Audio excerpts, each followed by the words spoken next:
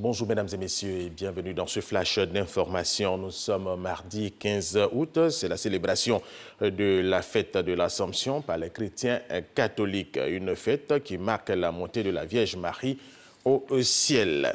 Et cette fête a été importante pour les chrétiens catholiques du monde entier, mais également pour les chrétiens catholiques de Côte d'Ivoire. L'Assomption, c'est la plus grande fête au niveau de l'Église catholique parce que Dieu nous a fait grâce de nous donner une mère. Et nous, les catholiques, véritablement, comme nous le disons souvent, nous avons un frère, nous avons un père, mais nous ne sommes pas orphelins parce que Dieu nous a donné une mère. Et c'est cette mère-là que nous avons accueillie comme lorsque Jean était au pied de la croix et Jésus a dit sur la croix, voici ta mère. Et depuis ce jour-là, Jean, au nom de l'humanité tout entière, au nom de tous les chrétiens catholiques du monde entier, a accueilli cette mère, la Vierge Marie. Et aujourd'hui, il appartient véritablement à chacun de nous, à chaque chrétien du monde entier, représenté par Jean au pied de la croix, nous aussi d'accueillir la Vierge Marie dans notre vie. Si nous accueillons la Vierge Marie dans notre vie, nous ne serons véritablement pas ignorés. Nous savons que véritablement, elle intercède chaque jour pour nous. Donc la fête de l'Assomption, c'est vraiment une grande fête où la Vierge Marie monte au ciel avec nos intentions, avec nos désirs pour les confier à son Fils Jésus-Christ. Et toute autre chose à présent, 6 agents de sécurité travaillant pour la mission de l'ONU au Mali, MINUSMA, à Tombouctou, au nord-ouest du pays, ont été tués hier lundi dans une attaque et des casques bleus ont été blessés. 6 assaillants ont été neutralisés. Le Burkina Faso était sous le choc hier lundi au lendemain d'un attentat dans la capitale Ouagadougou et a coûté la vie à 18 personnes, des Burkinabés et des étrangers. Un deuil national de 3 jours a été décrété par les autorités à compter d'hier lundi. Et puis, selon la procureure de Burkina Faso, Maïsa Sérémé, les assaillants qui ont perpétré cette attaque terroriste étaient très jeunes, de peau claire et noire.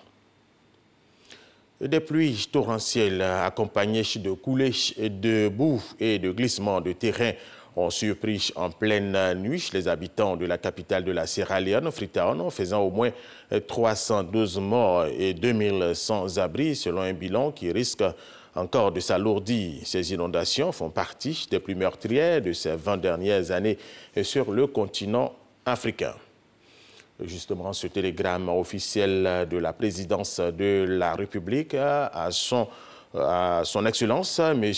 Ernest Bai Koroma, président de la République de Sierra Leone. Monsieur le Président et chers frères, c'est avec consternation et effroi que j'ai appris le drame des éboulements et des coulées de boue survenus hier lundi 14 août 2017 suite à une pluie diluvienne dans une localité de Regent dans la banlieue de Freetown qui a occasionné la mort ou l'ensevelissement de plusieurs centaines de personnes selon un bilan provisoire. En ce moment de grande douleur, je voudrais, au nom du peuple et du gouvernement ivoirien, ainsi qu'à mon nom propre, présenter à votre Excellence, au peuple sierra-léonais, frères et aux familles des victimes, mes condoléances les plus attristées, en vous réitérant ma sincère compassion et toute ma solidarité. Je vous prie d'agréer, Monsieur le Président et chers frères, l'assurance de ma très haute et fraternelle en considération, Alassane Ouattara, président de la République de Côte d'Ivoire. Et nous allons terminer avec cette information. L'Iran pourrait quitter l'accord nucléaire avec les grandes puissances très rapidement si les États-Unis d'Amérique continuent leur politique de sanctions et coercition. Menacé ce mardi, le président iranien Hassan Rouhani et l'expérience ratée des sanctions et de la contrainte a mené la précédente administration à la table des négociations. Mais selon lui, si les Américains veulent revenir à ces méthodes assurément dans un délai très court, un jour ou une heure, l'on pourrait revenir à la situation d'avant l'accord.